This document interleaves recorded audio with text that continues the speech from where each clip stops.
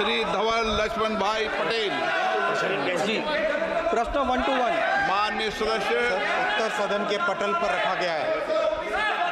जी, सबसे पहले तो मैं प्रधानमंत्री नरेंद्र मोदी जी को खूब खूब शुभकामनाएं देना चाहता हूं कि मोदी जी दूसरे प्रधानमंत्री बने हैं आज़ादी के इतिहास में, जो तीसरी बार पूर्ण बहुमति के साथ सरकार बनाई है। मैं रेल मंत्री से पूछना चाहता हूं कि बुलेट ट्रेन की निर्माण की वर्तमान स्थिति क्या है, साथ ही सरकार भारत में बुलेट ट्रेन कब तक चलाने का विचार है और उसकी कवरेज नेटवर्क का पूरा ब्यौरा क्या है, चल रही निर्माण के वंदे भारत रेलगाड़ियों की संख्या और मार्गवार और राज्यवार क्या ब्यौरा है, साथ ही क्या सरकार वापी वलसाड से मुंबई दिल्ली तक नई वंदे भारत रेलगाड़ी शुरू करने की योजना, और यदि हाँ तो उसका ब्यूरो क्या है, यदि नहीं तो इसका कारण क्या है।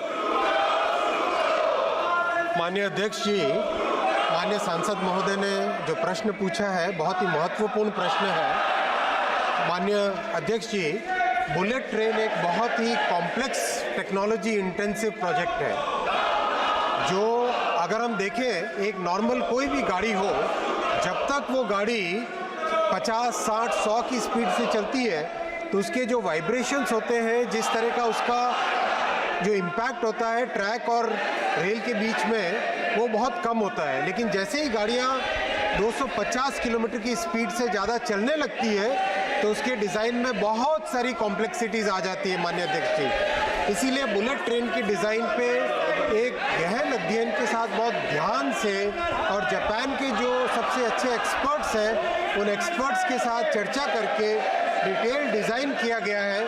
इसका जो फाउंडेशन है और जो पिलर है और जो वायरडक्ट है अध्यक्ष जी, उस करीब उसमें 320 किलोमीटर का प्रोग्रेस हो गया है। टोटल प्रोजेक्ट 508 किलोमीटर का है, उसमें से 320 किलोमीटर ऑलरेडी फाउंडेशन, पियर और वायरडक्ट बन चुका है। महाराष्ट्र में काम में शुरू में थोड़ी देरी हुई थी, लेकिन जैसे ही श्री शिंदे जी और श्री देवेंद्र फडणवीस जी की सरकार आई, तुरंत उन्होंने सारी परमिशंस दी और अब महाराष्ट्र में भी सारा लैंड एक्विजिशन का काम कंप्लीट हो गया है। बीकेसी स्टेशन का काम बहुत तेज़ी से चल रहा है। माननीय अध्यक्ष जी, इसमें एक और बहुत ही यूनिक चीज़ है, समुद्र के नीचे करीब 30 मीटर नीचे एक टनल बन रही है। वो टनल 21 किलोमीटर की है। वो भारत में पहली अंडर सी टनल बनेगी ट्रांसपोर्टेशन प्रोजेक्ट की, उसका काम भी चालू हो गया है। बुलेट ट्रेन के प्रोजेक्ट पे माननीय अध्यक्ष जी बहुत ही तेजी से काम चल रहा है। ऑनरेबल मेंबर जी, मैं रेल मंत्री से पूछना चाहता हूं कि क्या फ्यूचर में वलसाड जो रेलवे स्टेशन हमारे वलसाड लोकसभा में सबसे बड़ा है, वहां से वंदे भारत ट्रेन चालू करने की कोई फ्यूचर में हम लोग अपॉर्चुनिटी देख रहे हैं? माननीय अध्यक्ष जी, अभी जो मुंबई से अहमदाबाद की 2 वंदे भारत ट्रेन्स हैं, वो दोनों को दोनों वलसाड को टच करके आती है। इसके अलावा भी अगर कोई ज़रूरत हुई तो माननीय सांसद महोदय मेरे से मिलके उसमें और व्यवस्था कर सकते। माननीय मनोज तिवारी जी। धन्यवाद अध्यक्ष जी, आपने मुझे सवाल पूछने का मौका दिया है। सभापति महोदय, माननीय मंत्री जी ने हमारे प्रश्न का बहुत ही विस्तार पूर्वक उत्तर दिया है। पहले तो मैं उनको बधाई देना चाहता हूं। हमारे दिल्ली को 2009 से 2014 तक एवरेज 96 करोड़ का बजट होता था। इस बार इन्होंने 2582 करोड़ का बजट दिया है। अध्यक्ष जी, इसके लिए मैं मंत्री जी को धन्यवाद करना चाहता हूं। लेकिन ये दिल मांगे मोर, अच्छा काम हो रहा है तो और कुछ चाहते हैं। हम मंत्री जी से जानना चाहते हैं कि क्या कोई ऐसी योजना या सर्वे हुआ है? इनकी जितनी कॉम्प्लेक्सिटी है, इसीलिए अभी ये पूरे के पूरे बुलेट की पूरी टेक्नोलॉजी को भारत में कैसे आत्मसात करें, मैं माननीय अध्यक्ष जी आपके माध्यम से सभी पूरे देश को बताना चाहूँगा, माननीय सांसदों को भी बताना चाहूँगा। को 350 किलोमीटर के ट्रैक डबलिंग का आवेदन भी दिया गया था, जो पिछले 1 साल से पेंडिंग है। मंत्री महोदय, मैं स्पेसिफिक प्रश्न पूछना चाहता हूँ। मेरा मंत्री जी से प्रश्न है कि कोंकण रेलवे के महत्व को देखते हुए सरकार इसको डबलिंग ट्रैक में कन्वर्ट करने का निर्णय कब तक लेगी, जिससे कि इस रूट पर महाराष्ट्र, कर्नाटक, गोवा और केरला के बीच की वंदे भारत ट्रेनों का संचालन हो? माननीय सांसद महोदय ने बहुत ही महत्वपूर्ण प्रश्न पूछा है अध्यक्ष जी। कोंकण रेलवे कॉरपोरेशन एक कॉरपोरेशन है जिसमें भारत सरकार, महाराष्ट्र सरकार, गोवा सरकार, कर्नाटक सरकार और केरल सरकार, इन 5 सरकारों का एक ये जॉइंट वेंचर प्रोजेक्ट है। और इसमें बहुत सारे काम, महत्वपूर्ण काम है, क्योंकि कोंकण रेलवे मुंबई से लेके all the way up to Mangalore से भी नीचे केरल तक जोड़ने वाला प्रोजेक्ट है। बहुत ही महत्वपूर्ण प्रोजेक्ट है, पूरे के पूरे वेस्टर्न कोंकण क्षेत्र को जोड़ने वाला प्रोजेक्ट है। इसमें इन पांचों की पांचों सरकारों को मिल के इसमें डबलिंग का काम है, सुरंग का जो टनल का एक्सपेंशन करना उसका काम है, ट्रैक को पूरा का पूरा रिप्लेस करने का काम है। उन पांचों की पांचों सरकारों को मिलके काम करना है। मैं माननीय सांसद महोदय से निश्चित तौर पे डिटेल में इसकी डिस्कशन करूंगा और कैसे इस प्रोजेक्ट को आगे ले जाया जाए वो उस पर उसकी व्यवस्था करें। श्री मणिकम टेगोर बोलना चाहते हैं? No. Gurmeet Singh Gill? No. Question number 122 Shri Vijay Baghel. माननीय अध्यक्ष महोदय, प्रश्न संख्या 122।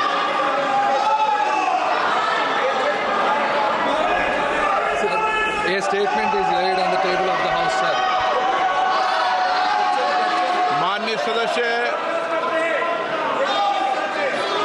माननीय अध्यक्ष महोदय, माननीय मंत्री जी ने विस्तार से जानकारी दी है और माननीय वैश्य जी के मंत्री बनने के बाद निश्चित रूप से एक संचार क्रांति में रफ्तार आई है। मैं उसके लिए उनको बहुत बहुत धन्यवाद देता हूं और बधाई भी देता हूं। मगर जो गाँव में इंटरनेट की स्थिति है, वर्तमान में मेरे लोकसभा क्षेत्र में लगभग 60% ग्राम पंचायत में ही इंटरनेट चल रही है, 40% में इसकी व्यवस्था अच्छी नहीं है। माननीय अध्यक्ष जी, मैं माननीय मंत्री जी से निवेदन करना चाहता हूं कि इसके लिए जो रेगुलर मॉनिटरिंग हो और मेंटेनेंस की व्यवस्था हो, उसके लिए किसी एजेंसी को तय की गई है क्या? मैंने जो जानकारी ली थी उसमें अधिकारियों ने जानकारी दी कि चिप्स के माध्यम से इसकी मॉनिटरिंग और मेंटेनेंस की जाती थी, मगर अभी साल भर से वो बंद है। और साल भर से चूंकि पंचायत सचिवों को, महिला बाल विकास की आंगनबाड़ी की हमारी बहनों को और साथ ही साथ रोजगार सहायकों को बहुत सारे केंद्रीय और राज्य की योजनाओं को उसमें अपग्रेड करना पड़ता है, तो बहुत दिक्कत आ रही है। उसके लिए माननीय मंत्री जी से मैं जानना चाहता हूं, इसके लिए मॉनिटरिंग और मेंटेनेंस के लिए कोई एजेंसी तय की गई है क्या? माननीय मंत्री जी, एक मिनट प्लीज। माननीय मंत्री जी, मैं सभी आप मंत्रीगणों से आग्रह करता हूं कि एक सदस्य का जवाब पूरा एक मंत्री दे, आधा मंत्री ये नहीं। ज्योतिराज सिंधिया जी। अध्यक्ष महोदय, आपके निर्णय का पालन होगा। मैं धन्यवाद देना चाहता हूं हमारे माननीय सदस्य जी को, जिन्होंने एक बहुत महत्वपूर्ण प्रश्न डिजिटल इंडिया का उठाया है। प्रधानमंत्री नरेंद्र मोदी जी के नेतृत्व में भारत सरकार का ये संकल्प है कि डिजिटल एक्सेस एक नागरिक को मिले। डिजिटल एक्सेस के साथ हर एक नागरिक का समावेश हो और हर एक नागरिक का समावेश के साथ हर एक नागरिक का सशक्तिकरण भी हो डिजिटल इंडिया में। और उसी के तहत पिछले 10 वर्षों में जहां मोबाइल कनेक्शंस देश में केवल 90 करोड़ होते थे, आज 117 करोड़ हो चुके हैं और टेलीकॉम कनेक्टिविटी 85% देश में हो चुकी है। इंटरनेट कनेक्टिविटी की जो बात की, जो ये लोग आज यहाँ बैठकर चिल्ला रहे हैं, उन्होंने यहाँ बैठकर केवल हमारे 25 करोड़ देश की जनता को इंटरनेट कनेक्टिविटी दी थी। आज देश के अंदर करीब 90-93 करोड़ जनता को इंटरनेट कनेक्टिविटी मिली है प्रधानमंत्री जी के नेतृत्व में। मतलब करीब 57% बढ़ोतरी हुई है। और उसी के साथ हमारा जो इंटरनेट स्पीड है 1.3 MBPS था इनके समय में, आज वही स्पीड बढ़कर 107 MBPS हो चुकी है, ताकि एक व्यक्ति को इंटरनेट कनेक्टिविटी मिले। जहां तक हम दाम की बात करें, जहां इनके जमाने में 53 पैसे प्रति मिनट एक व्यक्ति को दूसरे व्यक्ति से बात करने के लिए राशि दी जाती थी, आज प्रधानमंत्री जी के कार्यकाल में पिछले 10 वर्षों में 53 पैसे से ये कीमत केवल 3 पैसे तक आ चुकी है। मतलब 94% गिरावट हुई है। और वहीं डेटा के क्षेत्र में, क्योंकि डेटा आज सभी की जरूरत पड़ चुकी है, जहां 270 रुपए पर जीबी इंटरनेट डेटा की कॉस्ट थी, आज वही इंटरनेट डेटा की कॉस्ट 9 रुपए 12 पैसे तक आ चुकी है। मतलब 94% गिरावट हुई है।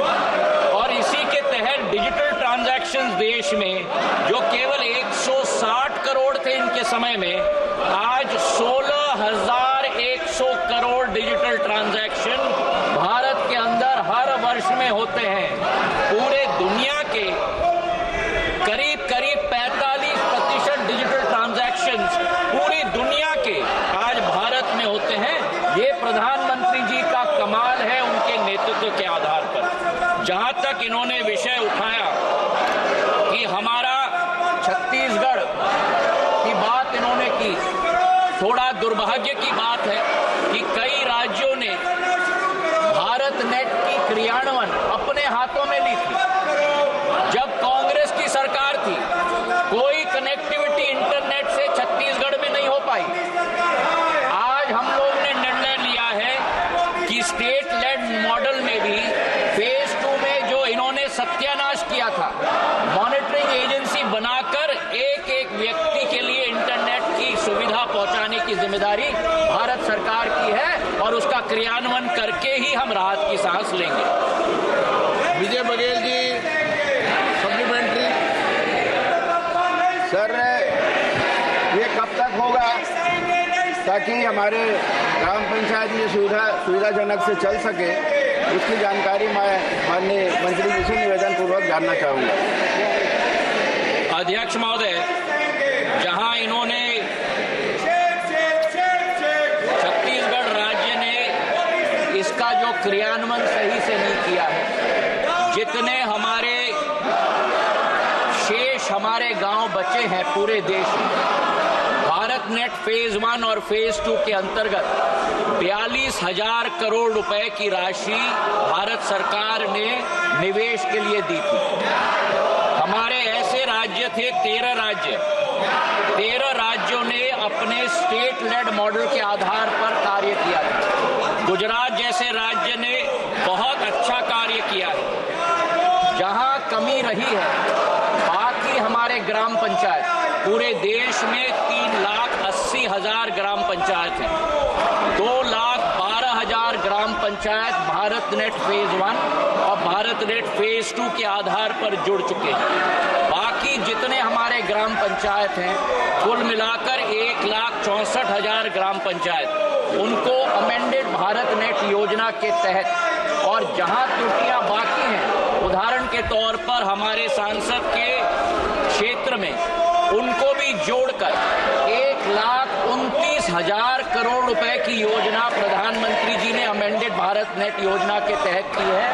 प्रोजेक्ट मॉनिटरिंग यूनिट के आधार पर उसका क्रियान्वयन हम लोग सुनिश्चित करेंगे, ये विश्वास मैं सांसद महोदय को दिलवाता हूँ। श्री नवचरण माझी।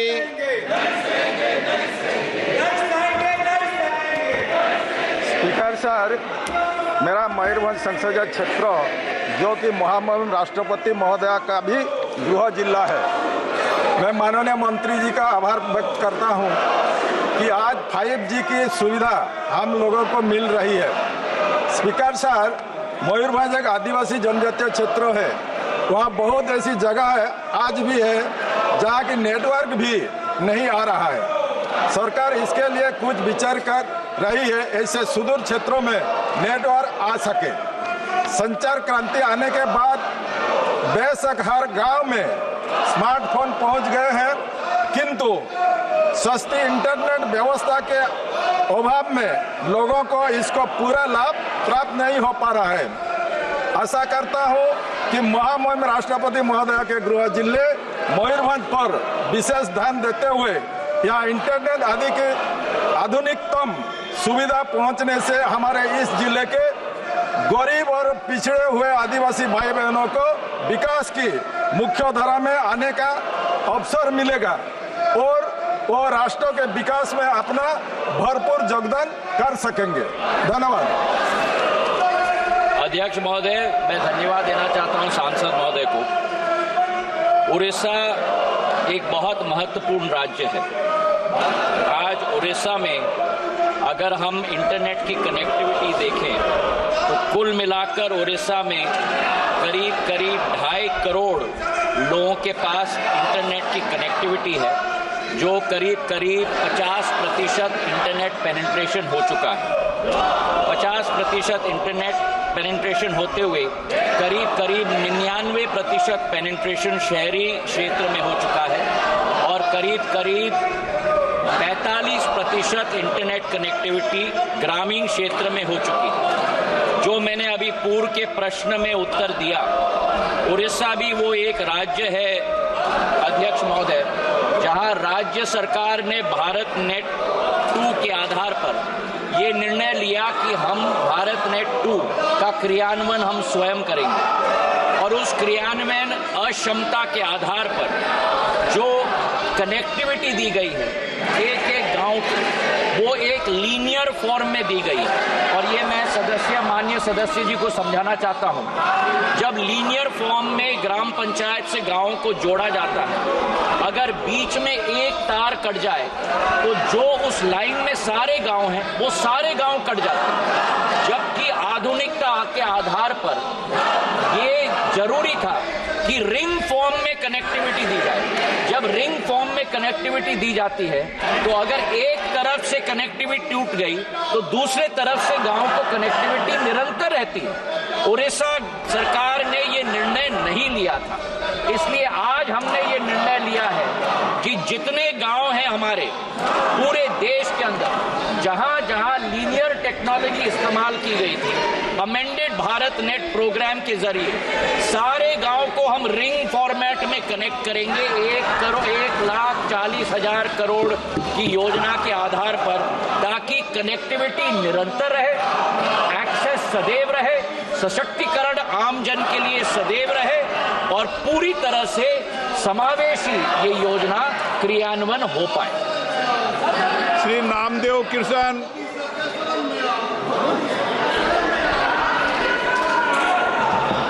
सर,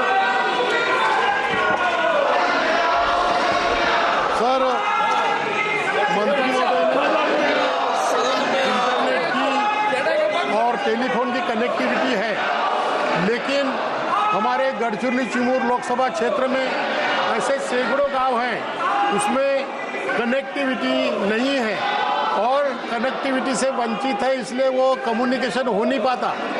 पीडीएस सिस्टम के द्वारा जो राशन दुकान से आप 5 किलो फ्री अनाज देते हैं और बाकी वो जो अन्न सुरक्षा कानून के अंतर्गत अनाज मिलता है वह मशीन पर अंगूठा लगाए बिना दिया नहीं जाता। लेकिन इंटरनेट कनेक्टिविटी नहीं होने के वजह से आपके सदस्य प्रश्न पूछ रहे हैं, आपके दल के सदस्य पूछ रहे हैं, आप उनको बोलने नहीं दे रहे। आपके दल के माननीय सदस्य प्रश्न पूछ रहे, आप बोलने नहीं दे रहे उनको। ये तरीका ठीक नहीं। माननीय मंत्री जी। सर, गढ़चिरौली बहुत महत्वपूर्ण आपके दल के लोग प्रश्न पूछ रहे हैं और आप बोलने नहीं दे रहे उनको। तरीका ठीक नहीं है। नो, ये तरीका ठीक नहीं है। सर, गढ़चिरौली बहुत महत्वपूर्ण क्षेत्र है मेरे महाराष्ट्र का। सर, मराठा होने के नाते मेरी एक भावनात्मक लगाव इस क्षेत्र से भी है। महाराष्ट्र में जितने भी हमारे गांव हैं वहां हमारी रूरल कनेक्टिविटी कुल मिलाकर महाराष्ट्र में आज करीब 90% हो चुकी है। शहरी क्षेत्र में 100 से ज़्यादा प्रतिशत और ग्रामीण क्षेत्र में करीब 52% कनेक्टिविटी हो चुकी है। इसी के साथ जहां तक हमारे पूरे देश के अंदर करीब 6.5 लाख गांव हैं अध्यक्ष महोदय, और 6.5 लाख गांव में से करीब 6,20,000 गांव हमारे आज इंटरनेट और मोबाइल कनेक्टिविटी के साथ जुड़े हुए हैं। उसी के साथ साथ आज महाराष्ट्र में हमारे टोटल ग्राम पंचायत भारत नेट फेज 2 में 12,513 हमने लिए हैं। 50,000 किलोमीटर की ऑप्टिकल फाइबर केबल हमने ले की है और करीब करीब 9,500 हमारे ग्राम पंचायत पूरी तरह से इंटरनेट केपेबल हो चुके हैं। लेकिन कई ऐसे गांव हैं जो आज भी इस सुविधा से वंचित हैं। करीब करीब ऐसे 24,000 गांव हैं पूरे देश के अंदर। उनको मोबाइल के साथ कनेक्ट करने के लिए, इंटरनेट के साथ कनेक्ट करने के लिए प्रधानमंत्री जी ने एक विशेष पैकेज निकाला है 22,000 करोड़ रुपए का।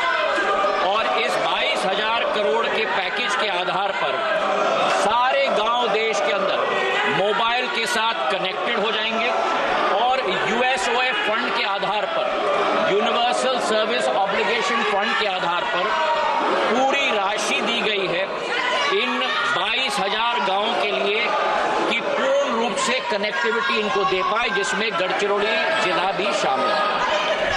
माननीय प्रतिपक्ष के उपनेता आपके सदस्य माननीय प्रश्न पूछ रहे हैं, आप उनको रोक रहे हो। ये रोकना ठीक नहीं है, ये तरीका ठीक नहीं, उसको रोको मत। हो बोलने की स्वतंत्रता सबको है, आप उसको रोकने जा रहे हो। नो, ऐसा मत करिए। ये सदन है, सदन में किसी को क्यों रोकते हो? नो, ऐसा मत करो, ऐसा मत करो। नो, ऐसा मत करो।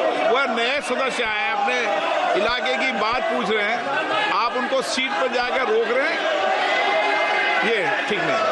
नो, अच्छा नहीं।